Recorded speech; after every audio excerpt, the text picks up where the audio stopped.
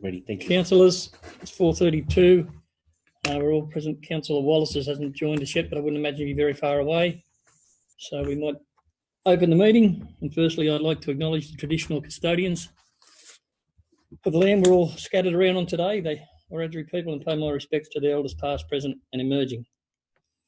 We have no one in attendance, so the current people here are well aware of the housekeeping situation and where to move out of the room. Next item is live streaming. This council meeting is being live streamed, recorded and published in accordance with council's live streaming and council meetings policy. To those present in the gallery, which doesn't apply today, no one here, no speakers.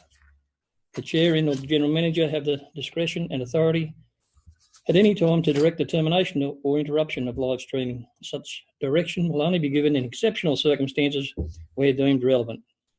Circumstances may include instances where the content of debate is considered misleading, defamatory, or potentially inappropriate to be published. Attendees are advised that they may be subject to legal action if their actions result in inappropriate and or unacceptable behaviour and or comments. Next on the agenda is public forum. We have no speakers in public forum. Attendance and apologies. We have 2 notices of councillors might be a bit late joining our meeting, and that's where that stands. Next thing I might ask to be upstanding for the expressions of sympathy, please. Mr. Chair, if I may, please, just before we do that, I do notice that there is an omission from that list of sympathy expressions. If we could include it tonight, it'd be fantastic. And that's the express our sympathy at the passing of the late Sydney Walter Briggs, OAM. Sydney Walter Briggs, OAM. Okay. Thank you, Mr. Mayor. Thank you, Councillor Armstrong. Pause for a moment of silence for the following: Dulcie Lurie, Ansley Edwards, George Riles, Dawn Sanderson, Dennis Bosfield, Sister Maureen Humminston, Darren Dunn, Heather Brown, and Sydney Walter Briggs, OAM.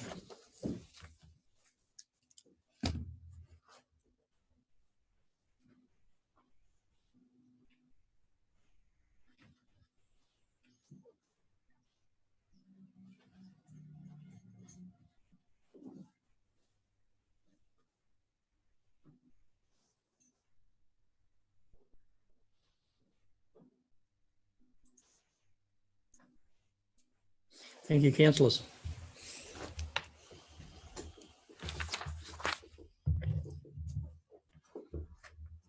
Next item on the agenda is the confirmation of the minutes of the June Ordinary Council meeting.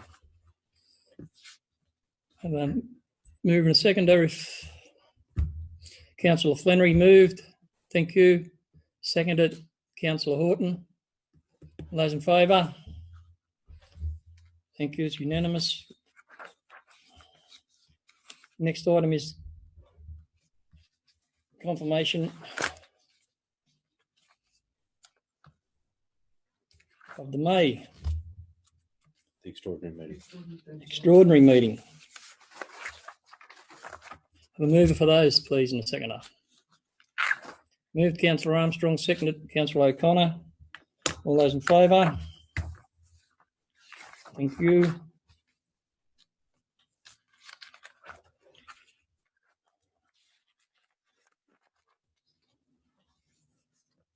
Takes me to item 7, disclosures of interest. Do we have any disclosure of interest, any on the agenda today? I take that as a no. Thank you, councillors. Thank you, Mr. Mayor. Sorry. Councillor Tuckerman. I have an interest in the mayoral minute if that's going up, obviously. Okay. Yep. Thank you. That will be all at this point. Thank you. Yes, councillor, the mayoral minute that I'll put up now came through to us, and I think, well, I hope we'd all agree with it, that we need to be represented at every level that we can be. And I feel there's been an error, and so does everyone, that they've been left off this body. So as everybody had a chance to see the Merrill minute that was sent out? Yep. Okay, so it's pretty self-explanatory. I won't read the whole recommendation, but as Can I just ask a question, please, Mr. Mayor? Councillor Tuckerman. I'm just wondering how the mayoral minute actually fits under the code of meeting practice. This particular subject, like, is it something that had to be done now, or is it something that could have waited to the next meeting? It was requested and suggested by our peak body that if we deemed relevant to put it to council at this month's council meeting. So I believe that it was a good cause to put before our council meeting this month. The correspondence from our peak body didn't say it was essential or crucial, but they suggested it would be good if we send it to this meeting this month, and if it was carried, to acknowledge that through to them so they could be aware of who's supporting it. So that's the reason that I've brought it to the council table tonight. Thank you. You're welcome. Okay, having said that, the mayoral minute in front of you, and if everyone's had a chance to have a look at it and read the recommendation, I'll put that mayoral minute. All those in favour? I think we got unanimous hands there, I think, have we? Yeah. Yep. Thank you, councillors. And we'll make sure those letters get out to the relevant people. And as I said, I believe it is of importance that we support it and that local government is represented. We're sadly left behind, as I'm pretty sure most of us would be aware. The next item on the agenda is the mayoral report for June. I might just touch on it before I go around the table tonight. There's a couple of, well, there's one was missing, the Young Sports Advisory Committee I went to on Monday night, but the one I was going to mention, councillors, was the meeting I had with the representatives from Ronald McDonald House in Wagga, who happens to be an ex-local lady, Lisa Simpson, former Cameron, and Mary Ann Harrison, who's the people who control McDonald's in Forbes, Parks and Young. But the reason for the visit from them was about Ronald McDonald's House and just a bit of an awareness campaign being run about it. The fact that it's there to service the communities 100 kilometres or more out of Wagga. And as we know, Ronald McDonald House does a lot of good work. I'm all aware of that in Sydney, and some local people have been there recently. But this was just about awareness for the Ronald McDonald House in Wagga, and they're running a bit of a campaign trying to get donations for 60 days for 60 nights for people to be able to use that facility. So we had a very good meeting, and I subsequently contributed to that Ronald McDonald House, and would like to think anyone else who's able to assist. If you look on their website, it's a pretty easy process to go through, and they do a tremendous amount of work, and I did say that I'd acknowledge that tonight at our council meeting. So would someone like to move and second that my mayoral report be received, please? Councillor Armstrong, thank you. Councillor O'Connor, all those in favour? Thank you, councillors. So we'll go around the councillors' report now, and on my screen I've got Councillor Walker at the top corner. Meetings as minuted, Mr. Mayor. Thank you, Councillor Walker. Councillor O'Connor. Mine are attached, Mr. Mayor. There's no change. Thank you. Councillor Rolls. On mute, Councillor. Councillor Rolls, you're on mute.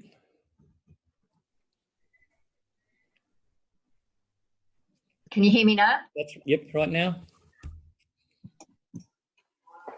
Take that as read, okay. Councillor Tuckerman. Yeah, thank you, Mr. Mayor. Meetings as minuted and also including the budget workshops on the 8th and 15th of July. Thank you. Councillor Armstrong, Councillor Horton, sorry. Thank you, Mr. Mayor. My activity report is in the business paper. Thank you. Councillor Armstrong. Thank you, Mr. Mayor. The 3rd of the 7th, the extraordinary meeting of Hilltops Council. 7th of 7th, the LEP Review Committee meeting. 8th of the 7th, the budget workshop number 1. 9th of the 7th, the Wyangla Dam wall raising project briefing. The 15th to 7th, the budget workshop number 2. 16th to 7th, asset management working group meeting. 22nd of the 7th, the ordinary meeting of council, and constituent meetings and numerous telephone calls in the intervening periods. Thank you. Thank you, Councillor. Councillor Flannery. Thank you, Mr Mayor. Budget workshop on the 15th of the 7th, a 2LF interview on Sunday, it must have been the 19th or 20th, and this budget meeting, this council meeting. Thank you, Councillor Flannery. Just bear with me for one moment. We've had Councillor Wallace. Councillor Wallace has just texted in asking for the Zoom link, so he may be having technical difficulties, which is why he's not present at the moment. Okay. Thank you. Thank you. I thought it was strange. Councillor Wallace. Okay. Yeah. The next item on the agenda is Community Recognition Scheme. Did anyone have anyone they'd like to nominate there? That's a no. Okay. Item 12, we go to the General Manager's report, Councillor remuneration for 2021. So, General Manager. Councillors, before you is the determination from the from the New South Wales Local Government Remuneration Tribunal. They have recommended no increase for the upcoming year. So this, unless councillors were of a mind to reduce the fees that have been set, this is a procedural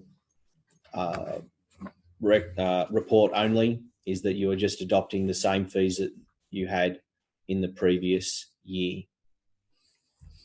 Thank you for that. So could I have a mover and a seconder for that recommendation? Moved, Councillor Horton. Thank you. Seconded, Councillor Walker. Was that you? Sorry, thank you. Second, Councillor Walker. All those in favour? Thank you, councillors.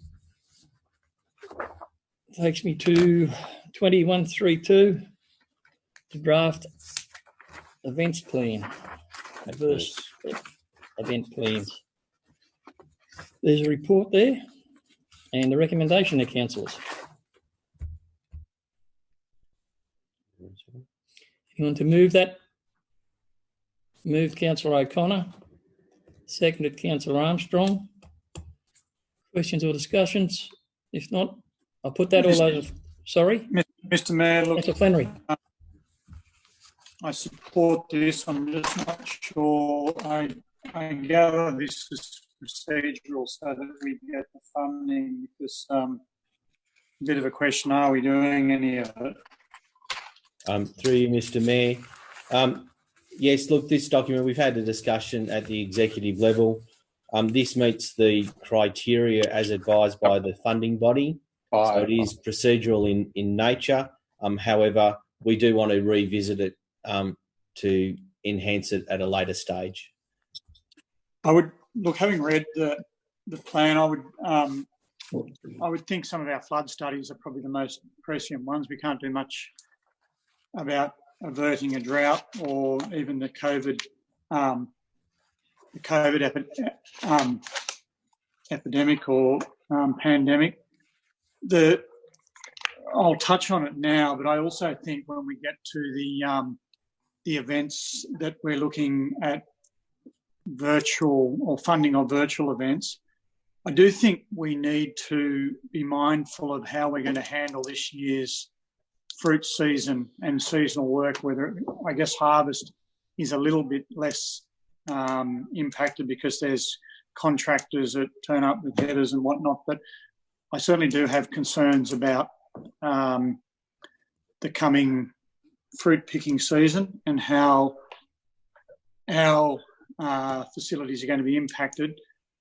The backpackers and whatnot and seasonal workers that turn up do rely on our caravan parks by and large, and given social distancing and use of toilet facilities and whatnot, and this adverse events plan, I think we need to be very mindful of our role and what we can do to make sure that the community as a whole are not impacted by virtue of the fact that we can't house as many people in the caravan parks and other public accommodation that we might otherwise be able to, and thereby impact on the fruit picking season. Thank you for that, Councillor. So I had a move and a seconder. I just welcome Councillor Wallace into the meeting. Hi, Councillor Wallace. Thank you. We're up to item 12, 132. So all those in favour? Thank you, councillors. Item 2133, the public exhibition of the Murrumburrah floodplain risk management study and plan. And the recommendation is there with the study for councillors. The study was actually sent in a separate bundle, so I've got a move and a second for that. Move the recommendation. Move Councillor Armstrong, seconded Councillor Horton. All those in favour? Thank you, councillors. It's unanimous. We come to item 2134, Hilltops Council Major Events 2020. So there's a report there, councillors, some recommendations. Before we go into it, I'd no doubt there'll be some questions. We have a mover and a seconder, please. I'll move. Move Councillor Horton, seconded Councillor Armstrong. Any questions or discussion in regards to this item? Question from Councillor Armstrong. Just in regard to this, look, I congratulate the staff for the production of the plans. I'm just a bit concerned that there's been no mention of the Lambing Flat Chinese Festival, which was canned at the start of the year, nor is there any recommendations in regards to the moving forward of those funds. I did discuss that with the General Manager at the time that the event was cancelled, but I just can't see any mention of it here. I'd like to see those funds move forward. That they are a benefit to business in Young, and certainly also those businesses in the surrounding areas as well. So, can we please have this expanded to include the Chinese festival? Thank you, Councillor Armstrong. Councillor Flannery, I think. Yeah, Mr Mayor, look, just following on from the comments I made just a little while ago, and they were comments, but I do think we need to consider what funding we need here and now. I'm not so sure about just rolling over all the funding to next year. Well, we've obviously received grant funding from Destination New South Wales, and I noted in a report later on in the business paper, but a question for the General Manager, does that have to be rolled over, and to what extent could it be used this year, given this is the year that we're going to be impacted? Through you, Mr Mayor, I'll answer in the first instance, and then I'll pass to the Manager of Communications, Marketing and Events, Sarah Ferradiana. But in the first instance, if you were not to use it this year, you must roll it over, so it must be rolled over. We can use it for this year. However, given the activities that are suggested, we believe that we could do within the existing budget as budgeted for this year, not additional funds to do a virtual. But we do have to notify, as I understand it, Destination New South Wales what we are going to do with the funds. At this point, I'll pass to Ms. Karadiana to further the response. Yes, through you, Mr Mayor. I guess with that, the risk we run is that if we were to use the funding this year to run what we believe we could run safely at this point in time, if things were to change and we were unable to run those events, we would then have to repay the money. So with the budget that we've put in the report, we believe that we can cover what we're doing with half the marketing budget for the events, and the best use of the funding would be to roll it over to next year to produce bigger and better events that we can actually deliver a full program with. So taken from that, and I'll go to Councillor O'Connor a moment, just taking from what was said then, that would eliminate any risk of losing any of that funding. That's correct? Yes. Yeah, okay. Councillor O'Connor. Thank you, Mr Mayor. Sorry, directed at you, Sarah, just a couple of questions. With the virtual market stall, do you mean something like that One Day Closer to Rain, where the market stalls register online on a Hilltops Now or a Hilltops page, and then people can purchase? Is that the intent for that? Yeah, through the Mayor, that's correct. So the finer details obviously haven't been arranged yet, but it is a virtual market. So there's no market set up. They're actually displaying their products online. And can be purchased. Where the market hosts, yes, and they can all be purchased online. Right. And sorry, second question, buy local, B-U-Y local, that's great. What does B-Y-E local mean? I just didn't get that. Okay, so I guess it's just a bit of a phrase that if you don't buy local, you'll say goodbye to local businesses. So it's all about encouraging support of local businesses and shopping locally so that we don't have to say goodbye to any of our local businesses. Thank you. Okay. Councillor Flannery. Yeah, Mr Mayor, look, I'm still of the view that we should be using some of this Destination New South Wales money this year, and I don't have a strong view on how, but perhaps we should be engaging a marketing firm that covers all of the hill. We should be allocating 5,000 from each sort of town, so to speak, or each festival, to get a professional marketing video done that can be used. So I just think now is the time when people are being cooped up in cities or major metropolitan areas, and there's a bit of an opportunity to market to them now. I do acknowledge that there's a 50% of the marketing budget for each program is being used for a marketing campaign, but if we put it all together, I would have thought we can get something significant done, perhaps even go to one or some of the universities and see what competition they might be able to run with a reasonable prize pool. I don't know the best way to do it, but I just wonder on the merits of rolling it all over to next year. And the other bit of a comment, and I don't know whether, subject to the General Manager's advice, I would like to actually see MURRUMBURRAH Chamber of Commerce and the HRDC included in Part B of the resolution, because I think, given the committees have said that they think it's all a bit too much to try and organise it, they are volunteer committees, that perhaps we should just broaden the scope there a little bit as part of Part B and just get the General Manager's advice on both those aspects. On my take on it, and about this virtual business, and that is out of my realm, but in regard to, I'm not too sure what you're looking for the marketing campaign.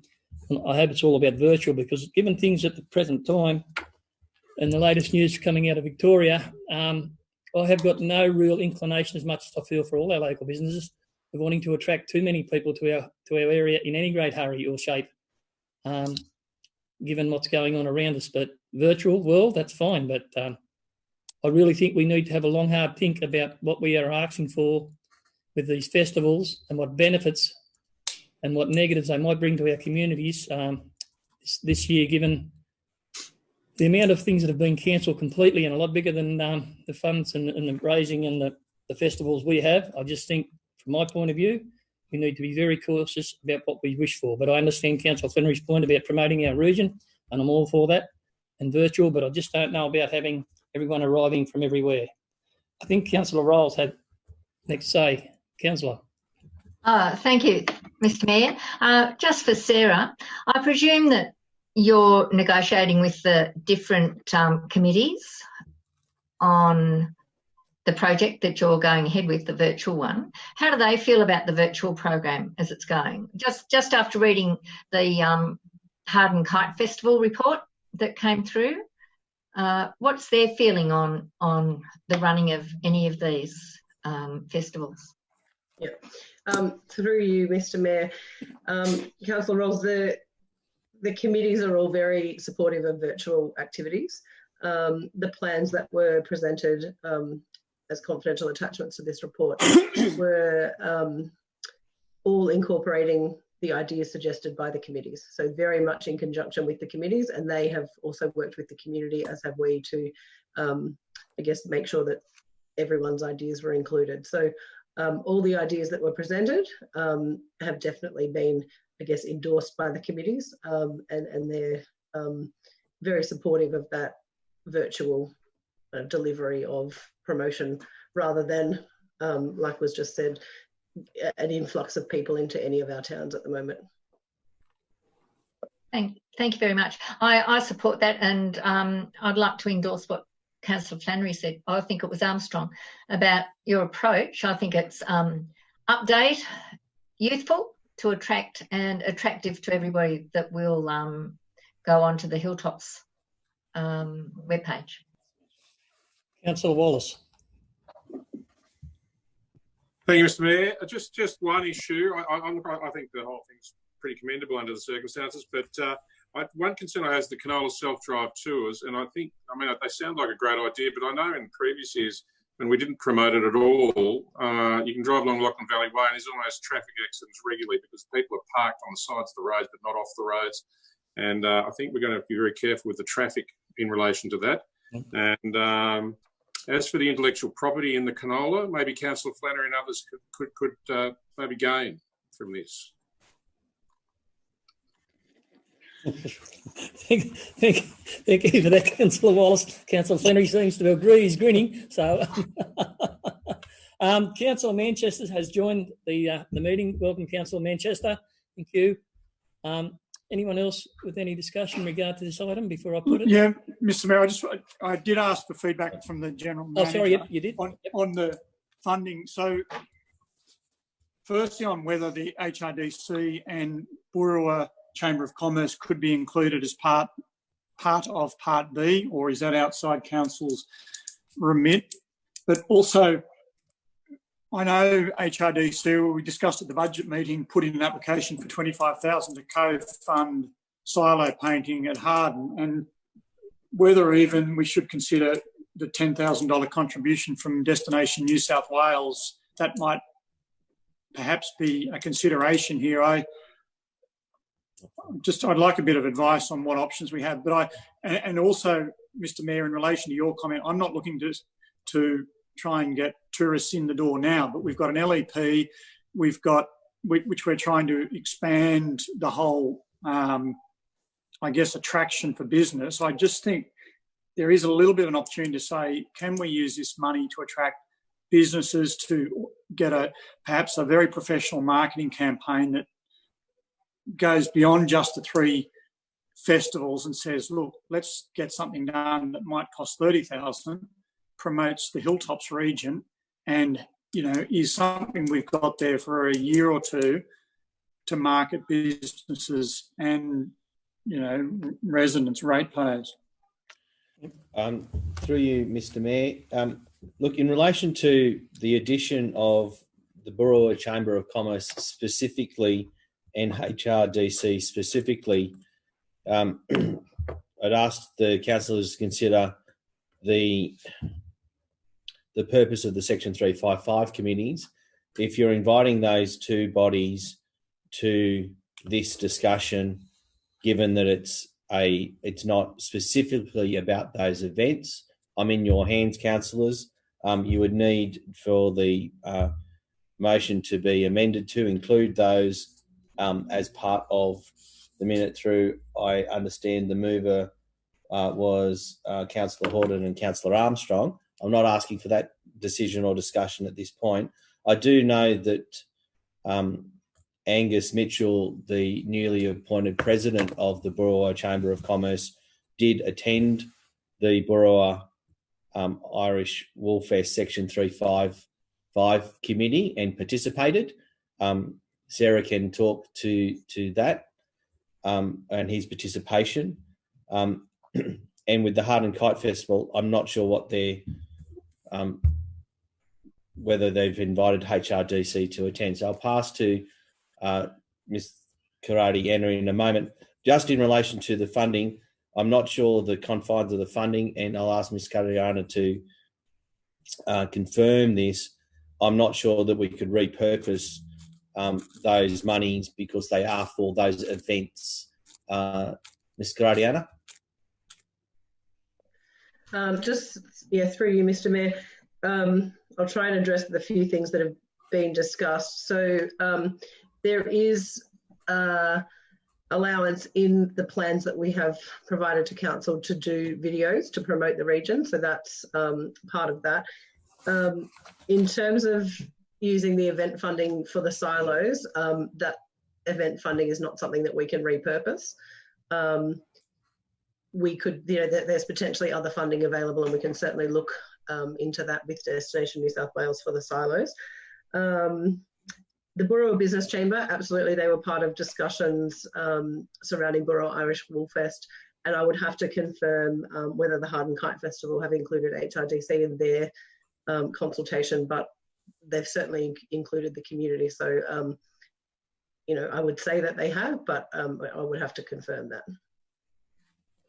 Mr. Mayor, I'd just like to add there is nothing stopping us as council conferring with the Burrumburrah Chamber and HRDC on their views on the matter. We specifically wanted to include the Burrumburrah Irish Wool Fest Committee and the Harden Kite Festival Committee, and certainly the National Cherry Festival Section Committee, is because this is all about those events. So it was a natural thing to include those people. Yes, I'm probably just noting that the Kite Festival haven't come back with any proposed sort of itinerary yet, and I just thought perhaps, given they were struggling for strength of committee, not wanting to undermine them, that if they had a bit of broader scope, it might help them. Councillor Horton. Yeah, thank you, Mr. Mayor. I'm on the committee for the Kite Festival. We haven't had a meeting for months. I don't know what they've told Sarah, but I haven't been at a committee meeting to discuss what we're talking about.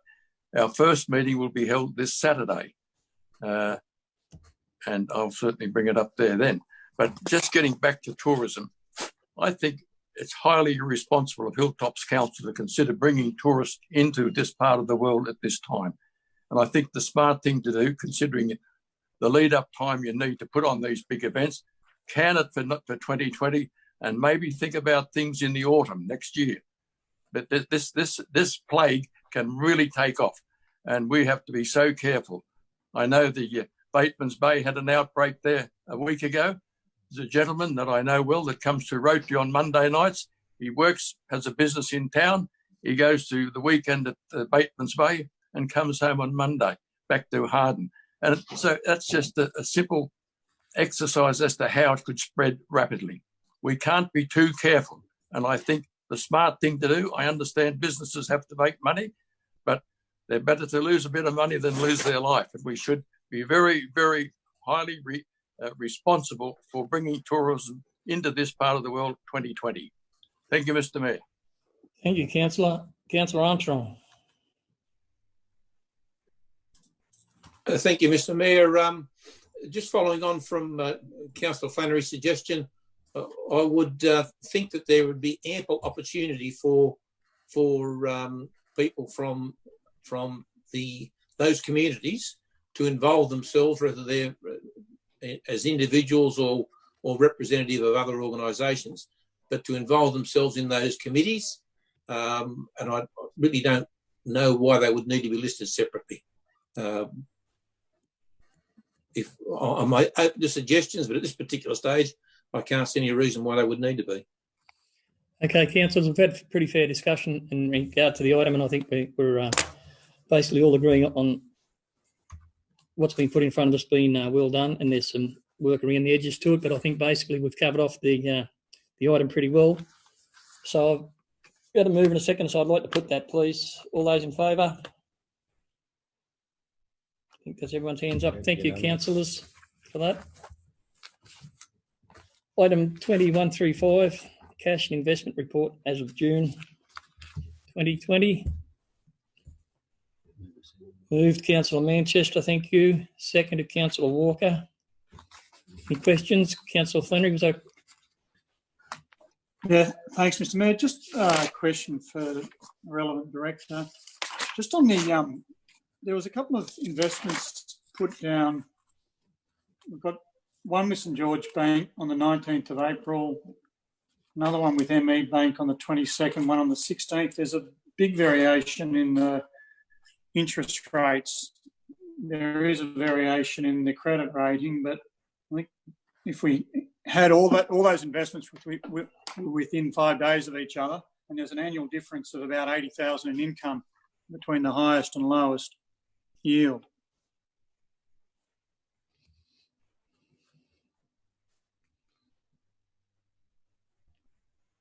Director Hughes.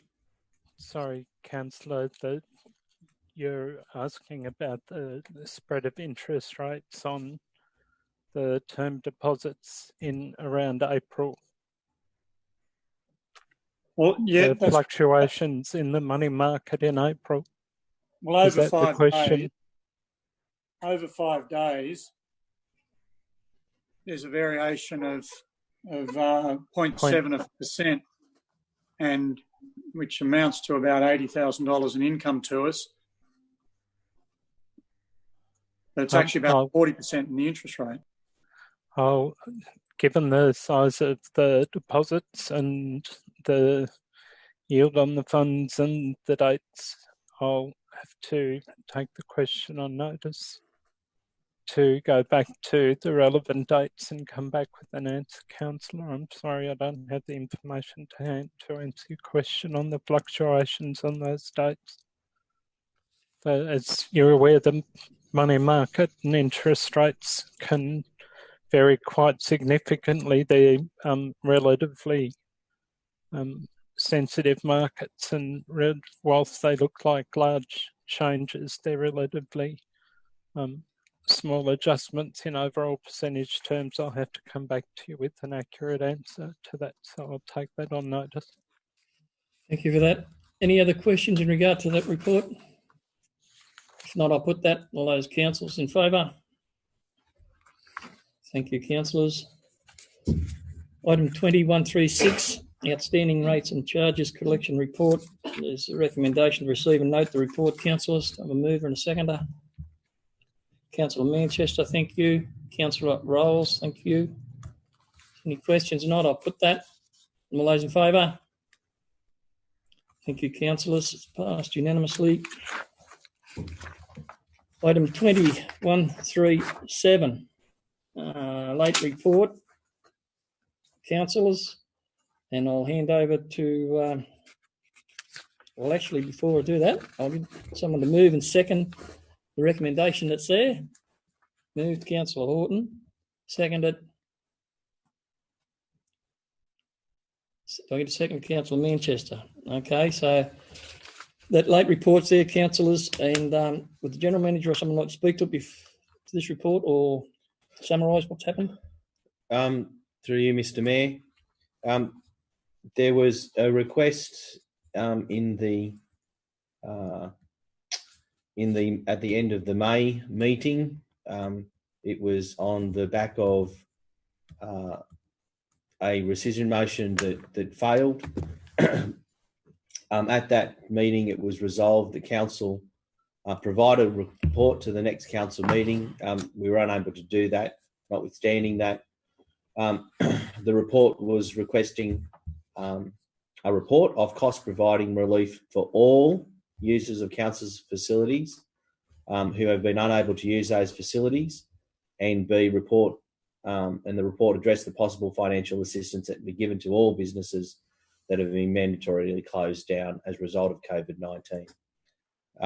There was a discussion in relation to whether this was that motion was in conflict with the standing motion that was from the initial, which was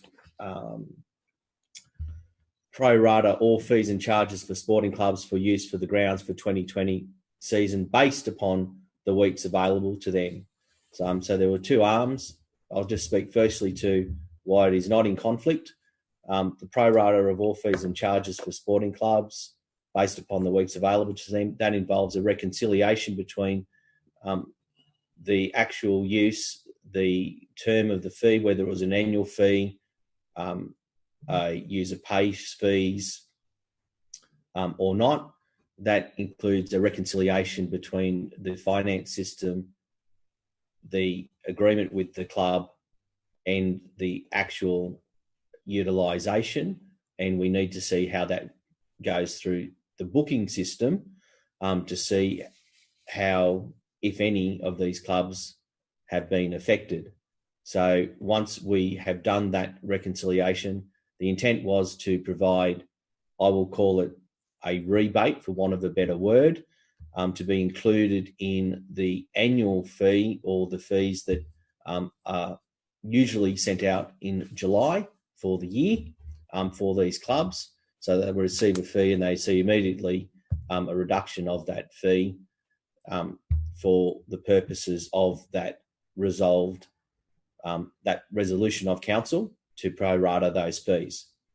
So secondary to that, the motion that this report specifically refers to is the request for a report to be provided. So it is not a decision to grant any relief.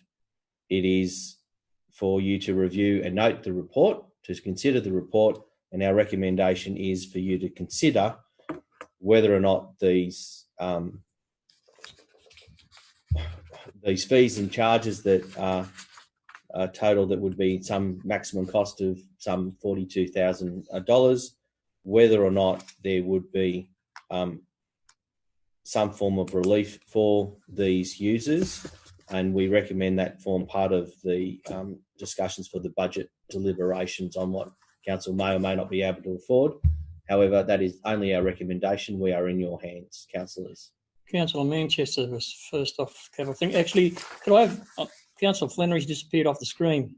We have all councillors up on the screen, please. Councillor Manchester. Yeah, thanks, Mr. Mayor. Look, just a quick question. These fees refer to actually, in the case of say the football clubs, is for the next year, which is the 2021 season. The fees that we prorated in our previous meeting a couple of months ago, they were for the current season, which is under the COVID, some of the COVID restrictions. Next year, these restrictions may not be about, well, hopefully they won't be about, and hopefully most of the organisations will have their full seasons to deal with. Is that'd be correct in what I'm assuming, wouldn't it? Through you, Mr. Mayor, the fees that you see before you in this report are the 2019-2020 fees, so it is relevant to the period under consideration. The reference to the 2021 budget is we are now in the 2021 budget. We are in this financial year, so any relief, it's retrospective in its calculation, but the cost will be to this year's budget, which is why I ask you to consider it as part of the 2020-21 budget, not the previous year budget, because it's done. Have I answered your question, Councillor Manchester? Yes, Mr. GM, it does to a certain extent. But if that's the case, if this refers to it, then the season that say the cricket club is over, and their fee should stand because they would have had a full season. Whereas the rugby league club, for instance, or the rugby union club, they are only just starting their season now and running at a 50% season or 30% season, or whatever it is. So through you, Mr. Mayor, to answer your question, I refer back to the original motion of the pro rata of the fees. Yeah. So there are two separate matters at hand here. The pro rata of the fees for the sporting clubs for the use of the ground, where they were unable to use that. I have an operational process on which to reconcile that so I can act upon that resolution.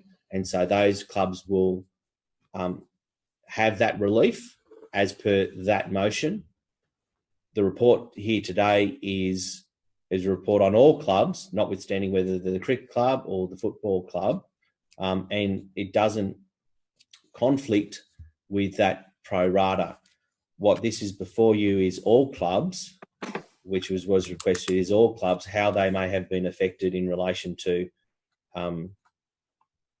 what relief may be provided. This is the fee that council charges. So that is before us. So, Mr. Mayor, Councillor Wallace. Yeah, Mr. Mayor. The motion that was put, which I put, referred to lots of clubs, and am I to assume from this report, A, that no clubs other than the sporting clubs pay a fee to council to use premises, and B, that that no commercial enterprises other than food ones have pay fees to council? So I'm thinking of gyms, massage, tattoos, any other business that was mandatorily closed down as a result of COVID.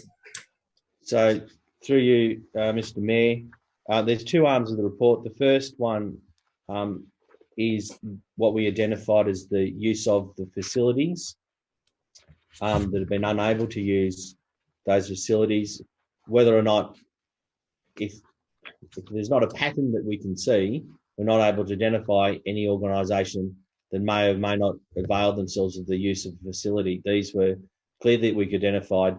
These were the users that we could identify without making assumptions or inquiries of the broader communities asking whether or not you would have used the facilities. The ones that were not, they're not on an annual fee basis. They haven't availed themselves. They haven't used the facility. They haven't paid a fee. So we tried to keep it to simple to what we could identify clearly. The second arm of the report, it's the extension of the ability of council to waive or reduce fees. There is a discussion in the report about what other avenues are available to council in relation to the broader fees. For example, the application of section 610E of the Act has been broadened to allow councils to waive or reduce fees under a newly established COVID category, which has been added to the regulation. So we're in your hands as into we can do what we want to do. The fee, if it hasn't been charged, we haven't charged it because they didn't use the service. So we still have a statutory obligation to, for restaurants, for example, to do food testing. That is something statutorily you have to do. And usually, in many cases, there's a statutory fee which we have no control over. So this is us just trying to manage what may seem to be a simple proposition to give relief. It is not a simple solution. I'm not sure I've answered your question, Councillor Wallace, to be honest. I think you have in relation to the clubs. So I do assume that there is no formal organisation that's using council facilities of a voluntary nature that has been charged a fee. But in relation to the commercial side of things, am I to assume that gyms and other businesses that were closed down do not, and I understand that food service businesses pay a fee by legislation and an inspection fee to council. Is there no fee for these other businesses, I suppose is my question. At this point, I'll refer to Director Hughes, who may be able to elucidate. Councillor, that's correct. Other than the food licence inspections, which ceased at the beginning of the pandemic, closed down, there are no fees and charges other than rates and water charges that are incurred by those premises that we were aware of. Those premises do incur things if they were to avail themselves of the services such as development applications and building inspection charges, but there's no direct link between that and the close down, so we couldn't find any linkages in relation to that, so there was no link to follow through. Thank you for that, Director. Councillor Walker, did you have a question there a moment ago? I thought, yep. Yes, if I may, I think this resolution allows for the flexibility very well and to move within the resolution itself as presented, which I'll support. But I noticed in today's national news and discussions that up to 25% of volunteer sporting clubs, they would assume won't exist in 12 months' time after this pandemic passes. And so it's not only this area. So I commend actually Hilltops Council for how they have addressed it, and I think it's got the flexibility to move within this resolution. Thank you for that, Councillor Walker. Councillor Armstrong. Thank you, Mr. Mayor.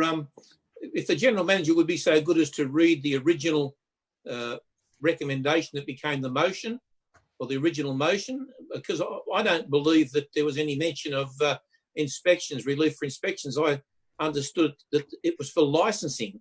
And I do note that in our schedule of fees and charges that there is a combined inspection and an annual registration fee, but I don't see anything for licensing. Can I please get some clarification on that? Because certainly, Councillor Armstrong, through you, Mr. Mayor. The resolution as resolved, I will speak to it. A, provide a report to the next council meeting of cost of providing relief for all users of council facilities who have been unable to use those facilities. So certainly your understanding in relation to, it was the first arm of that resolution was linked to facilities. The second arm of the motion, which says report address the possible financial assistance that can be given to all businesses that have been mandatorily closed down as a result of COVID-19. So council staff understood that to mean what else may happen, not just in relation to facilities. So that's where the discussion about building fees, etc., came into this report. So the inspection fees that we've just discussed in regards to food shops. That is a possible, I understood that to be possible financial assistance that can be given to all businesses that have been mandatory closed down. Okay, I noticed that in our fees and charges, we also have a public health component for routine inspections under the Public Health Act. Are they applicable for skin penetration premises? I will refer to Director Hughes, who has his hand up.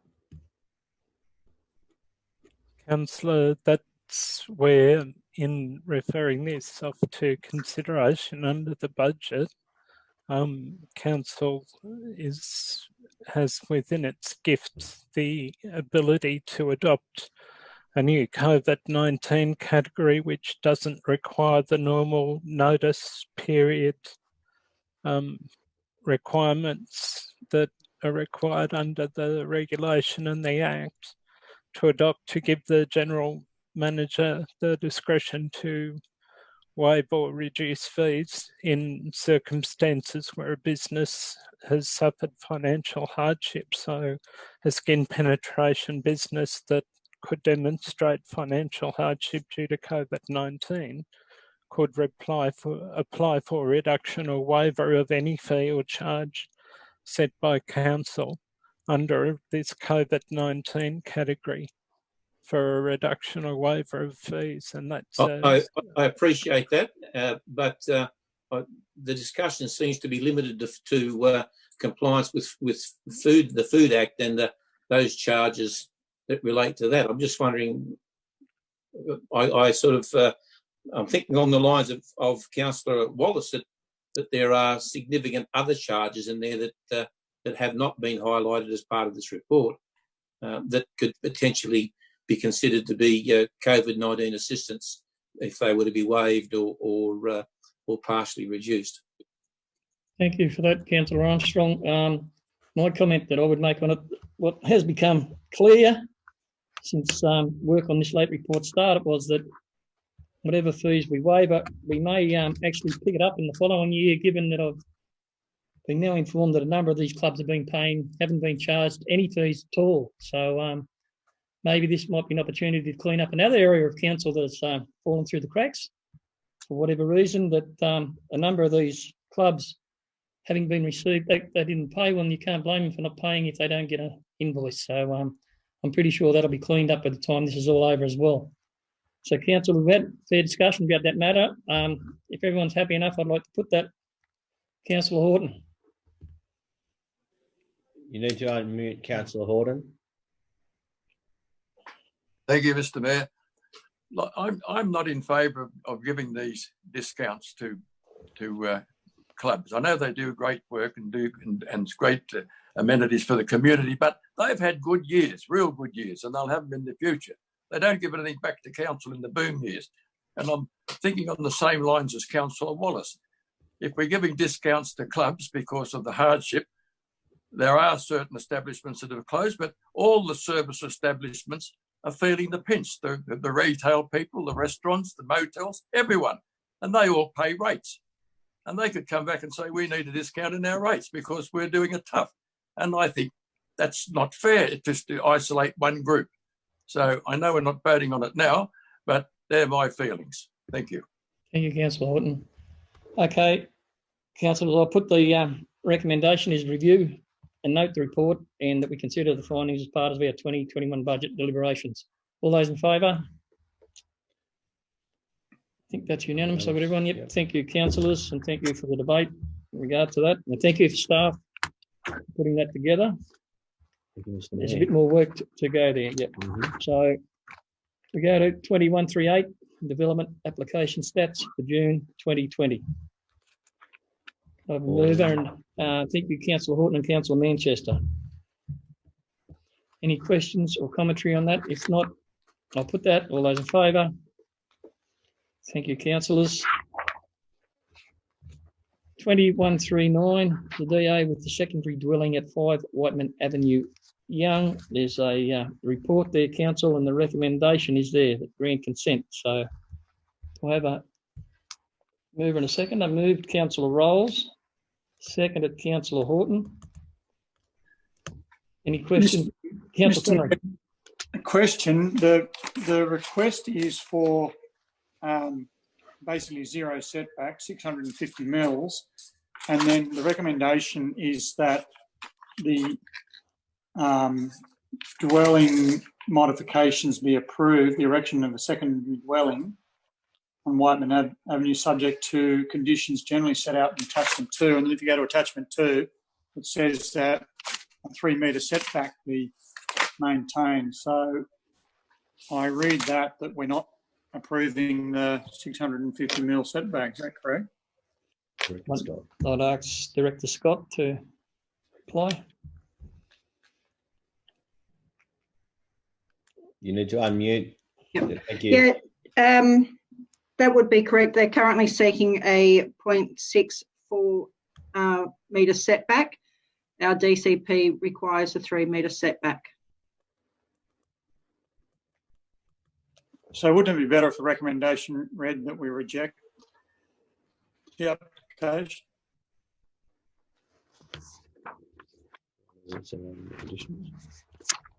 Sorry.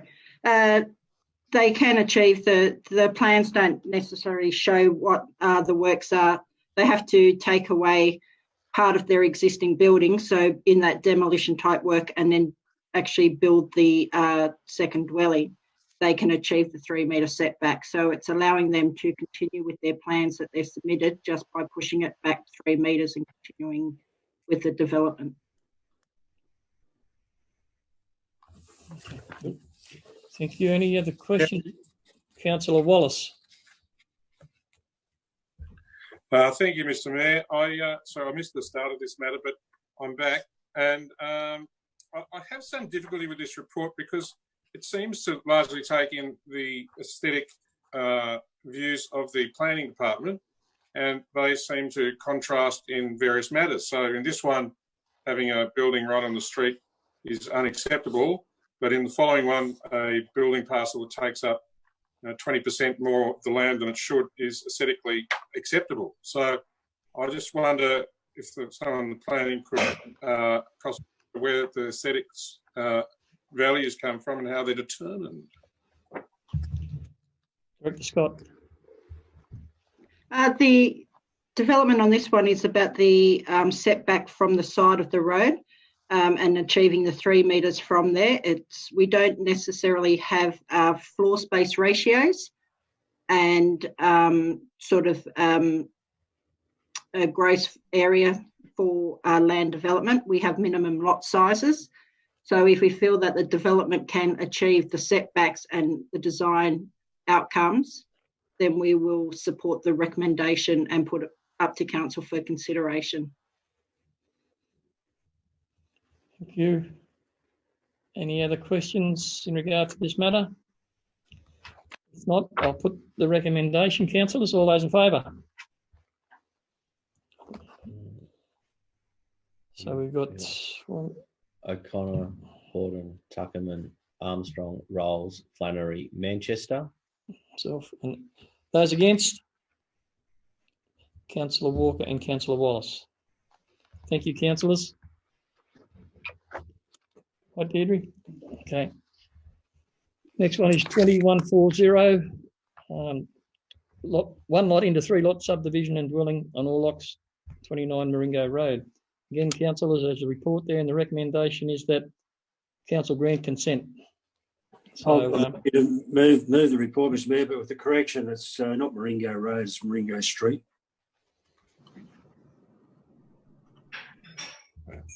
Thank you.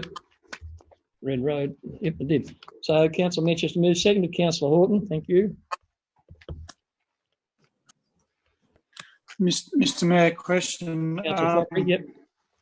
Look, what implications, if any, does this have for the DCP and our LEP moving forward? I mean, does it undermine the purpose of the DCP if we grant this subdivision? I would have thought that we run the risk of people buying up, or where they've got larger allotments and subdividing them for semi-detached dwellings. We undermine the whole purpose of the DCP. Or is it the view that there needs to be major adjustments to the DCP moving forward as part of the LEP? Thank you, Director Scott. Yes, I think the DCP will be reviewed in conjunction with the LEP to achieve better design outcomes and more some more structure around the type of infill development we have in our shire. Thank you. Councillor Wallace was next. Are you still on mute, Councillor? Sorry. Yep. So I'm still trying to get to the bottom of the whole element of aesthetics here. I note at the bottom of page 153 it says, it's considered that the proposed development will present an aesthetically pleasing design and can be supported. I just wonder whose view of aesthetics is it? Is it aesthetics because it's matches what's around it, which, although it says it may, I find that hard to understand. And but no, we just seem to be being pretty subjective on these. On one hand, we're saying, oh, you know, that's aesthetically pleasing, we'll have that, and the other, it's aesthetically not pleasing, we won't have that. I mean, where's the book that gives you the guide on aesthetics? Director Scott. When it comes down to the actual design, if it achieves the performance objectives of the DCP, which this development does, except for the lot size, then it would be considered, I suppose, aesthetically pleasing. But we may have our own interpretation of what is aesthetically pleasing. Councillor Rolls has a question. Councillor Rolls, you're still on mute as well. Right. I know exactly where this development is going to be, and it is certainly sympathetic to the other developments in the area. If we're talking about infill as an area that is close to the CBD, it's fairly flat area, ideally suited for retirement, which I would be thinking this development is looking for. I think it will fit in quite well with the Berthong Street, because it actually fronts onto Berthong Street. And in that sense, I think it is most probably aesthetically pleasing, to use the terminology. Councillor Wallace. Oh, no, thank you. Thank you, Councillor. Councillor Armstrong. Thank you, Mr. Mayor. Look, having been a long-time resident of MURRINGO Street, but not owning any property there at the moment, I think this is an excellent development. The only concern that I have is that the dwellings are essentially shoehorned into the smallest possible area that they could be. I have concerns about the stormwater drainage in the laneway generally to the west of the proposed dwellings. From memory, the water drains, there's a one-way crossfall there. The water drains from the west towards the east, and there is a gutter form on the eastern side there. That carries all of the stormwater from Alannan Street, and it discharges on or about that point. I'm just concerned that there might be some localised flooding, given that there is only a 1.35 metre offset from that boundary. Can I just get some idea of what's currently there and whether there is any way in which council could mitigate the risk associated with localised flooding at that location? Once again to Director Scott. Yes, I'm just trying to read through the conditions here. Apologies for that. I believe that condition 13 is a comprehensive stormwater drainage plan shall be lodged with council and approved prior to the issue of the subdivision works certificate, and it also details quite the following of the stormwater drainage, the construction of the curb, and the drainage for the existing house as well. So it's all to take a comprehensive look of the whole site and how that water works around that particular precinct. Is that stormwater discharging from that property, or is it that council stormwater discharging onto that property? I would have to take that on notice, Councillor Armstrong. I couldn't give you a definitive answer at this time. Okay, thank you.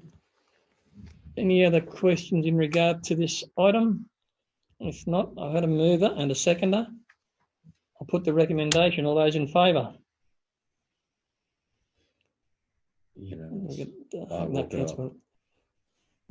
Against? Councillor Manchester, was that against or for? I think he's for it to begin with. Councillor Walker was against that recommendation. Thank you, Deirdre. Thank you, councillors. That's passed. Item 20-141, Local Road and Community Infrastructure Program Grant. There's a report there. And the recommendation, and I think this is a stage where we are asking for what we plan to do with the remainder of that money. I'll hand over to the General Manager. Through you, Mr. Mayor. At successive at meetings, you'll recall the $1.77 million was apportioned under the Local Road and Community Infrastructure Program. It was resolved that 1.2 would be to co-fund the Millvale Road B-double coupling, bay amenities and the road upgrade works. Then a report was to come back to council in relation to the costings, and the initial recommended by council staff was the investigation of the Jugiyong master plan. Council then requested a report be brought back to investigate 5 proposed projects. That was happened. At that point, it was raised that a better utilisation of that money may be the identification of renewal works that was not slated for the upcoming year. So it was bringing forward from outer years. So that is the report before you, councillors, of the streets that we have identified that meet that renewal criteria that were not planned to be done in this financial year, that would be done in future years, and we are bringing it forward to the total of $570,968. The list is before you, councillors. Who's going to start? Councillor O'Connor up the top there. Yep, Councillor O'Connor. Thank you, Mr. Mayor. Thank you to the staff for a very comprehensive list of projects that can be brought forward. I think that's excellent. My question is, with the Millvale Road costs, if we put 1.2 in, do we have the money for the rest of the cost? Yes, we do. We had $960,000 or $70,000 was granted a long time ago for that, and we've been waiting to try and match it. So that was the idea of putting the 1.2 with it. Councillor Armstrong's got his hand in there. Councillor Wallace, sorry, Councillor Armstrong, I think was next. Yep. Thank you, Mr. Mayor. Just in regard to the rehabilitation or the renewal of the footpaths in Young in the CBD, some while ago, the former Young Shire Council discovered that cement, concrete, wasn't the best material for foot paving in the CBD, because invariably it was dug up because of the need to renew the subterranean infrastructure. It also looked a bit of a hodgepodge when it was patched. So decision was made then to go with asphaltic concrete, and I think that Councillor Walker was one of the proponents at that particular stage for the asphaltic concrete with a decorative pressed inlay. I'm just wondering whether these costs have been considered using asphaltic concrete, or have been comparable costs using asphaltic concrete, given the difficulties that we've encountered in the past with the need to excavate footpaths and the general issues that result from that. Thank you. I might ask to Mr. Crisp to see if he can help us out there. Through the Mayor, I've considered the asphalt, and bearing in mind we're trying to match what's already in the main street, I was not privy to previous thoughts about using asphalt in the main street. However, I am of the opinion that concrete is a more durable product. Asphalt does, with bitumen containing it, does oxidise and crack, and then you've got other maintenance issues that pertain to that.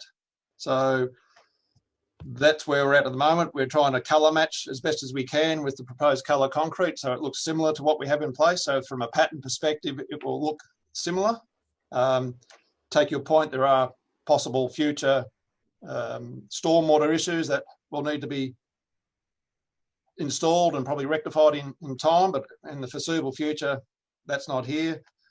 What I put before you is a durable path system that hopefully we don't have to touch for some time. Thank you for that. Councillor Wallace, I think Councillor Wallace might have been next. Yeah, he was, I'm pretty sure. I think. Oh, look, thank you, Mr. Mayor. Look, I support the recommendation here, but I don't know, I think Councillor Armstrong brought this motion, and I suppose I envisaged that there might be a number of projects from which to choose, but it seems like it might be a fait accompli, but nevertheless, I support them anyway. Thank you, Councillor Wallace, for that. Councillor Flannery was next, I believe. Yes, just a clarification. I think Councillor Armstrong was referring to asphaltic concrete as opposed to straight asphalt. Can we get just a clarification on what was being differentiated by Councillor Armstrong? And also, I would have thought with the extent of this work, is it planned that council does this work itself, or we went out to tender, because we probably could get pretty good bang for the buck given the extensive nature. Thirdly, we've got Allsop Street listed in Harden, Allsop pavement, but it's also listed as occurring next week if you look at the works report. I might go to Councillor Armstrong then to see to clarify the first point for Councillor Flannery. Yep. Yeah. Look, Mr. Mayor, thank you. What I'm referring to is exactly the same material at the other side of the street, from Zouch Street down to where Thornhill Street almost has been surfaced with asphaltic concrete, not a two-coat bitumen seal. Hot mix is the material. The clay pavers that are currently there potentially would need to be pulled up as soon as any of the subterranean infrastructure fail. I do note that the last time that I pulled up was during, I think it might have been during a period of administration, actually, to replace the fire main. I think that there's a significant potential for the concrete to be cut open. If it's to be consistent with the main street, then it should be asphaltic concrete, the same as the other side of the road. Thank you. That clears that up. Then, Councillor, just before we go any further, Councillor Flannery had some other questions you want to address. There's 2 or 3 points that Councillor Flannery made. Well, just Allsop Street's listed on the works report for work happened between July and the 8th of August, and where is it an assumption that we're going to vote on this and therefore that work will occur, or is there funds already allocated in the current budget to Allsop's? Thank you. Mr. Chris. Through the Mayor, the Allsop Street Works program and the works report relate to footpath works, and we've made no assumption that this work will get a Guernsey. If I could just go back to a couple of other points that Councillor Flannery raised with asphaltic concrete or asphalt, they are one and the same. It's just terminologies that you use. As far as rolling out of the projects are concerned versus tender or staff, it's intended to use a mixture of staff and subcontractors to roll this out, depending on the works program. And if the works program looks like we can generate some savings or some synergies, we will look at probably tendering more of the work out as we progress. Thank you. Thank you for that, Mr. Chris. Councillor Horton had his hand in. I'll go to Councillor Horton, then Councillor Walker. Councillor Horton. Thank you, Mr. Mayor. Never ceases to amaze me how much time we spend on, to me, which is pretty simple solutions. Concrete on one side, of course you do, the other side concrete to match it up as the best of ability. End of story. Thank you. Thank you, Councillor. Councillor Walker. I'm getting things to work here. No, in fact, I concur completely with Councillor Armstrong. There's asphaltic concrete on the other side, not concrete, and it's worked well. The bits that are lifting, I think you'll find was two-coat seal at one point, but it's very, very old and it's been causing trouble alongside the post office there for many, many years. And it's been talked about putting asphaltic concrete down there for a long time. And I think that, in my mind, that is the solution and simpler and cheaper way to go in the long term, in the immediate and long term. Thank you, Councillor Walker. Any other questions or discussion, councillors, in regard to that matter? That's good. Okay, well, at that point, I guess what we're doing is endorsing the works. The wording needs to be put there that endorses. Mr. Mayor, or not? Is there an option for us to come back with an alternate price for asphaltic concrete for Burrua Street, also for the young CBD footpath renewals? I believe that there's significant cost efficiencies to be achieved with the use of milling machine and the AC. We should be able to get even more bang for our buck. I'd imagine that's a point to take on board and should be considered, that we do get the best bang for our buck, and that is indeed looked at. How that reflection moving this forward tonight is what I'm going to ask next. Okay, through you, Mr. Mayor. The recommendation is receive and note the report and endorse the balance of the grant by the nominated renewal works as tabled in the report. The nominated renewal works, I would put to councillors is the location and the intent. Certainly, for the areas identified, we could review those at the appropriate juncture and advise councillors if there is what savings may be achieved through a different use of material. Whether or not that actually needs to be in the motion, I think the motion stands for itself, is that we have identified the areas, and should there be a savings, certainly that savings would be identified, and we could request councillors, put forward to councillors again with those savings an alternate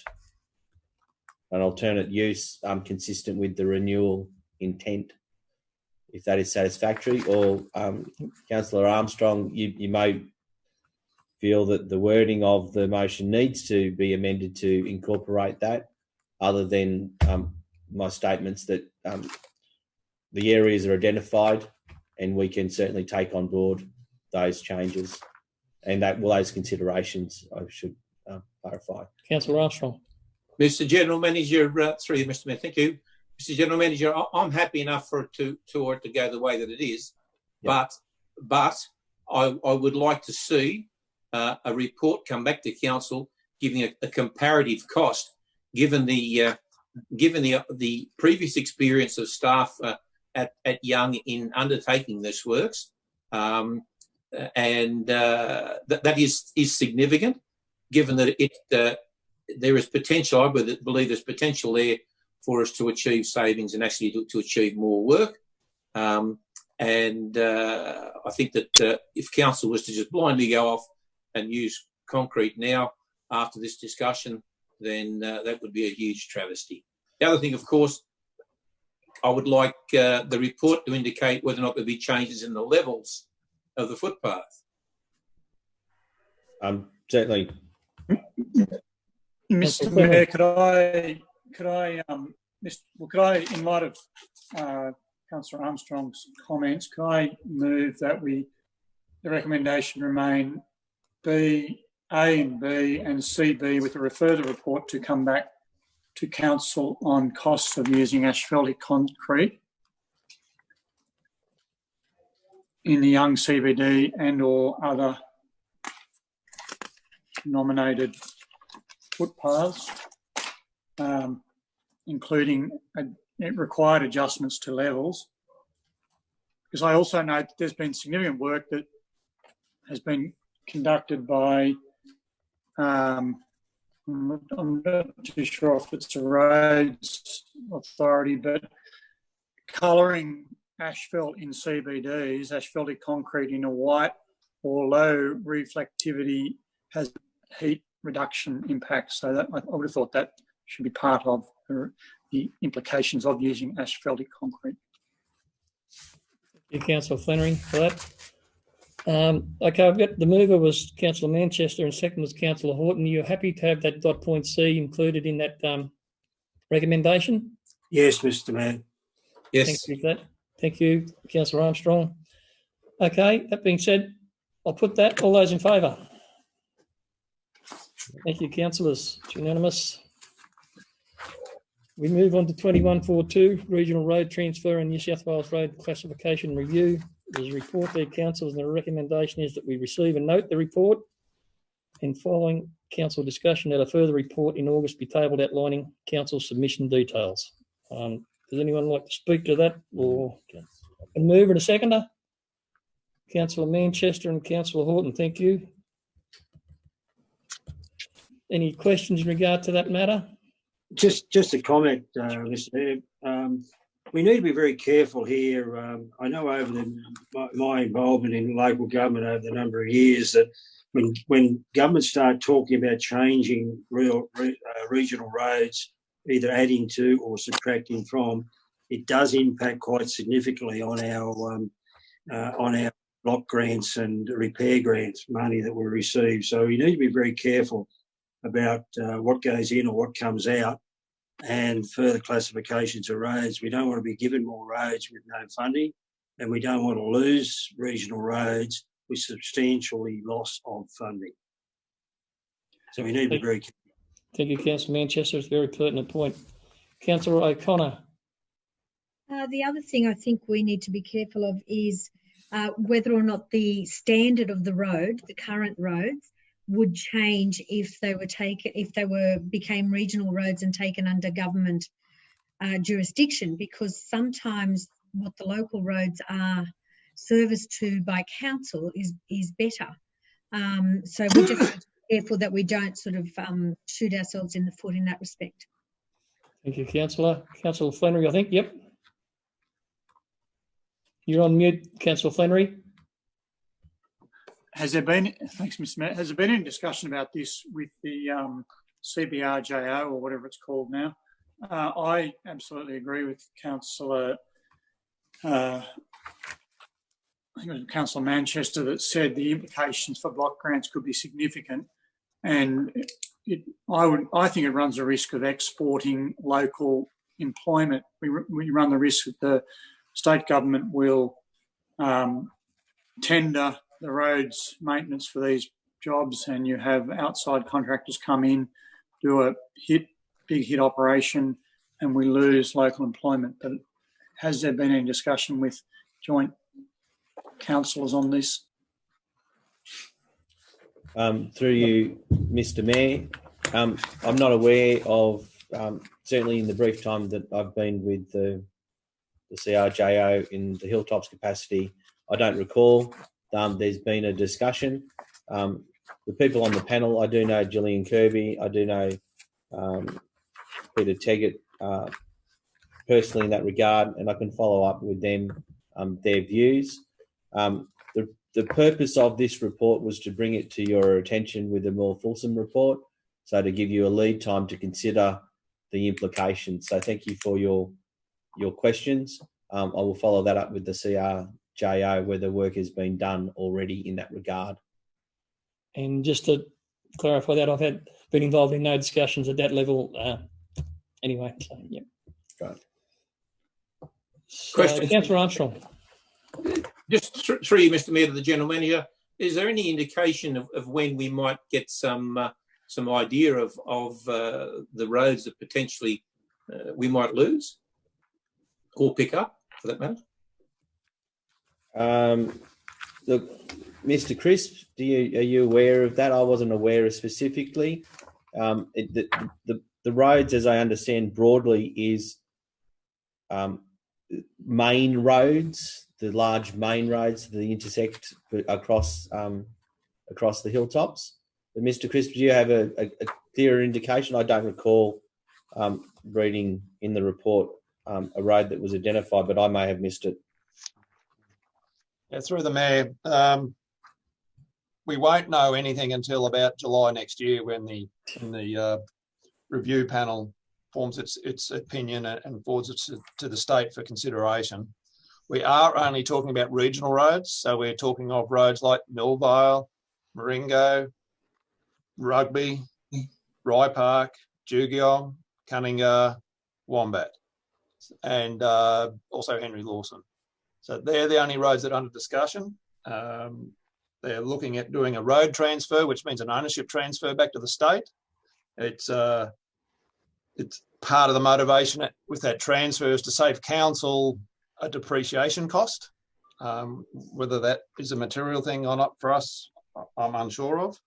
I'm not sure whether council has an appetite to want to have reclassify some of our roads that we have here, like the Maringo Road, up to a state highway standard and attract further funding, because it is a road of high significance. It's been acknowledged in and referenced in the freight study plan that we have at the moment.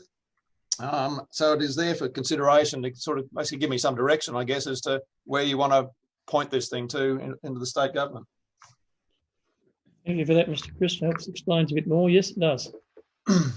Okay, councillors, I've had a mover and a second in regard to that, and the question's been answered, so I'll put that. All those in favour? Thank you, it's unanimous. Thank you. And yeah, there's obviously some work to be done there, but it's a starting point. 2143, Hilltops Works Report. There's a report there in front of you, councillors, and a recommendation. Moved Councillor Horton, seconded Councillor Wallace. Thank you.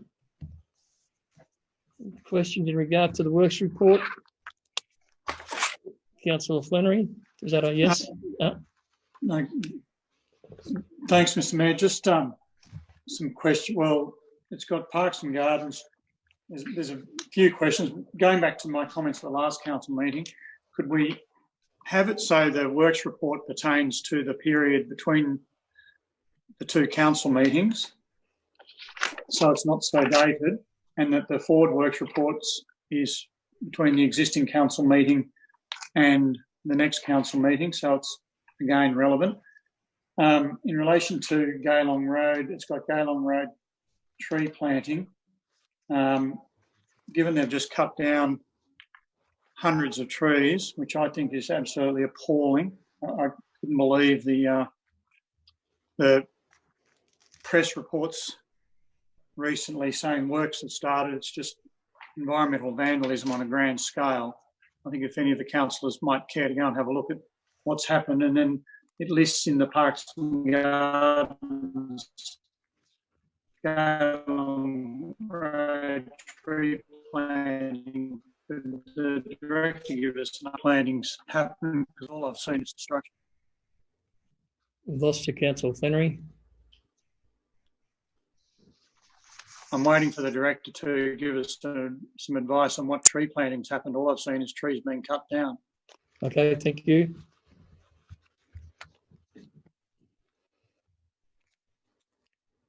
Mr. Chris, was that a question for you?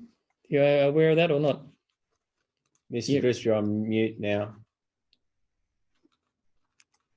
Through the Mayor, just regarding the dates in the works report, we have to work to deadline dates to get the works report into the business paper. So that is the best dates that we can run with.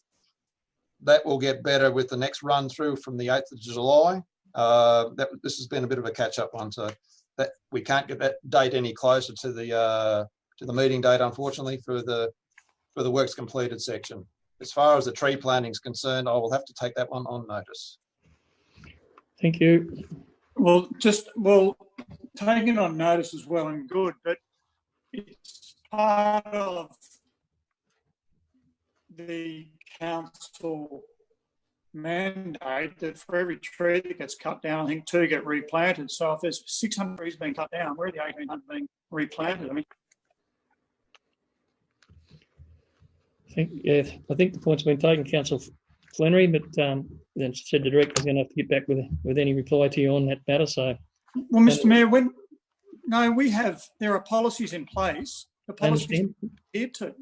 Yep, I understand that, and the director's answer was that he'd have to get back to about the replacement of them. So I have to take that as what they'll do to us. Get back to us about it. I understand there's a policy. I was part of council that helped put that policy in place, 2 for 1. So we'll have to see where that goes. But I agree with your point. It has to be addressed. Could we have the report back on where we're up to with the VPA for Gaylong Road at the same time, which we've been waiting on for months, and we're also still waiting on a report on the Iandra-Blackett Avenue intersection, what the cost implications of ripping it all up when it was almost finished. And the same's happened to Musgrave Street. We still haven't got a report back on that. Well, I don't know whether council got a report. I thought we did. The Iandra Street, the Blackett Avenue one you're talking about up there came back under budget for what was costed of it. I thought that report, I don't know where I saw that report. Well, that question was asked by you in regard to that, and the reply was that it came back and the works were completed under budget. So I'm not sure about the other one you're talking about, but Mr. Mayor, the actual question was what the cost of ripping it all up and redoing it was, whether it's under budget. I want to know how much money we wasted and who's paying. Right, okay, thank you. So the question is how much did it cost to rip and redo? Thank you. And the same thing happened with Musgrave Street, yet not one note of what the cost is to ratepayers. Okay. We can do that analysis, Councillor Flannery. I believe we'd answered it by saying that what it had cost in total. But we can do that analysis regarding. Well, I don't believe it has, because we either grossly over budgeted and then wasted significant funds, or somehow we've managed to squeeze it out of other projects and brought it back in as under budget. I mean, how can we literally get to the point where we've compacted a road, 2 roads, line marked for a reseal or for the bitumen coat to go down, and then it gets all ripped up again, more gravel get put down, and literally weeks, if not a month or so later, it's back to where we started in April. I mean, you can't tell me that's all happened and we've come in under budget. If that's happened, then our budgeting is appalling. Thank you, Councillor Flannery. Your point's been made, and I accept your point. And council will get back to councillors in regard to the costs involved in redoing works that were done. So that's fully understood, and that will be taken care of for us all. On that note, so we'll get a report back at the next meeting, will we, please? Thank you. We will, Councillor Flannery. On that note, I'll put that recommendation. All those in favour? Against? It's unanimous. Thank you, councillors. Item 2144, action summary report. Reports there in front of you, councillors, and the recommendation is there. Move, Councillor Horton. Seconded, Councillor Armstrong. Any questions in regard to that report? Councillor Wallace. Thank you, Mr. Mayor. Just in relation to item 19/391, it's about the Lambing Flat Chinese Tribute Gardens.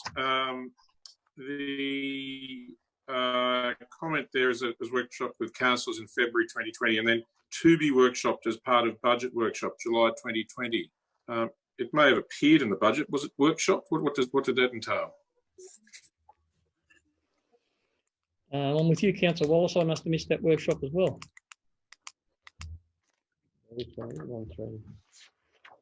19/391, I believe, was the Councillor Wallace, right?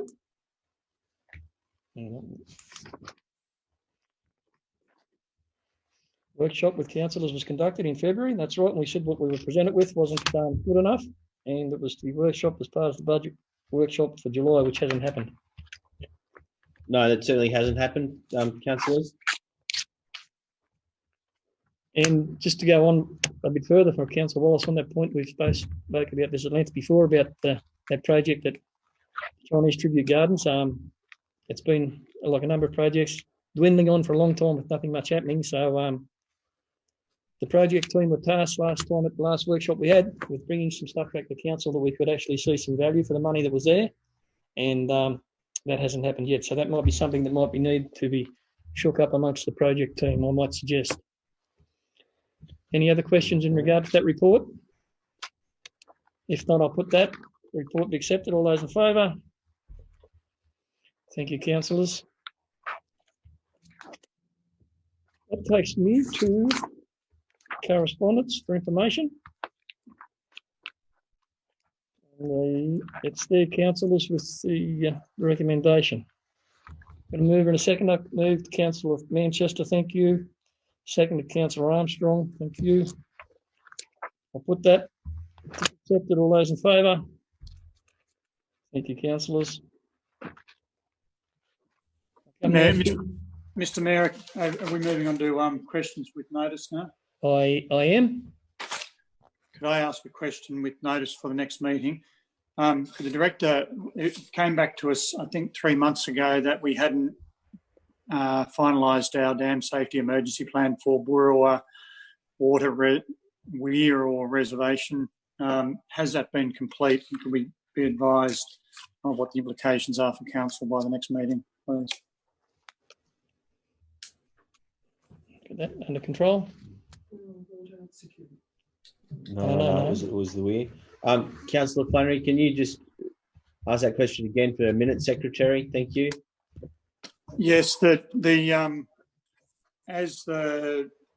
I'm not too sure of what the complete list of water storages, but certainly we had not met our statutory obligations with respect to the Burruwa weir for the dam safety emergency plan. And the report was very vague, provided by the previous director as to what was outstanding in the matter, and that they were in the process of finalising it. But could we get a report to council where the matter is up to? Are there any concerns regarding the plan, and is our plan complete? Thank you, Councillor Flannery. Thank you. Takes me to the notice of motion, and we've got a notice of motion from Councillor Wallace. Councillor Wallace, would you like to mention to your notice? Thank you, Mr. Mayor. Look, this is a motion that I would prefer to have come through the Weeds Committee, but we've thus far had 3 meetings of the Weeds Committee, and to be frank, it hasn't been particularly successful. There is concern by community members of that committee that their membership is tokenistic, and I would suggest that nothing that has happened thus far would deny that. So, in lieu of the Weeds Committee bringing this motion, I've decided to do so myself, and that is to recommence private weed works. I mentioned this at the committee. There was some pushback from the LLS employees in relation to competitive neutrality that council needs to maintain. I don't think there's a difficulty there. We can most certainly operate in that context. And in fact, the Local Government Act allows it. I think this is the only doing it. We don't have the resources or the capabilities to get on top of the weeds issue, which is deteriorating and has deteriorated since the demise of the Southern Slopes County Council. So, look, I commend this to all councillors. Thank you for that, Councillor. Through you, Mr. Mayor. Councillor Wallace did bring this in an appropriate way for the notice of motion, and he did allow us to bring a report to council so that it can advise you of how we might structure a return to private weed control works, and that's what we will bring to you at the next meeting. As I discussed with Councillor Wallace when he brought this notice of motion to me, we don't know how the structure would be. I understand the Southern Slopes conducted business in a certain way, and their breadth of operation, let us say, was greater than just weed spraying. They performed other functions. So certainly we will bring back a report on what the cost would be and how we could do it so that no competitive neutrality guidelines are breached. So everyone is safe in the competitive world. There is nothing to preclude council from doing this work. Thank you for that, General Manager. And the recommendation states that the report come back to August. So I'm happy to second Councillor Wallace's notice of motion and put it to council. All those in favour? We got everyone's hand yet? Unanimous. Thank you, councillors. That report will come back at our August council meeting. Thank you for that, Councillor Wallace. That brings us to matters of confidentiality. Could I have someone move us into closed council, please? Councillor Manchester, thank you, and Councillor Wallace. All those in favour? Thank you. Just for the sake of the minutes, councillors, now that on item 2148, the recommendation was that we receive and note the report, and under 0.55 Part 3I of the Local Government Act, we're not calling open tenders for the appointment of accredited certificate provider due to extenuating circumstances. Instead, appoint the National Carbon Bank of Australia to this role. Point C, delegate to the General Manager to execute documentation as required and write to the National Carbon Bank of Australia and Essential Energy, notifying them of Council's resolution. Mr. Mayor, I don't believe that's consistent with the Act. You need to state the reasons for the decision. I believe that the questions were answered during the conversation we had in regard to the matter. I'd ask that someone reaffirm that we moved and second, and on that recommendation it was dealt with. Moved Councillor Manchester, seconded Councillor Rolls. Thank you. All those in favour? Against? 4 bar Councillor Armstrong was against. Thank you, councillors. That brings our meeting to a close for tonight. Thank you for your participation and the discussion. We went a bit off format, but I think that was probably the best way tonight to deal with items that were on the agenda. So I hope everyone was happy with the way that went, and everyone take care and stay safe. Thank you, Councillor. Thanks, Mr. Mayor. Thanks, Mr. Jam. Thank you. Night,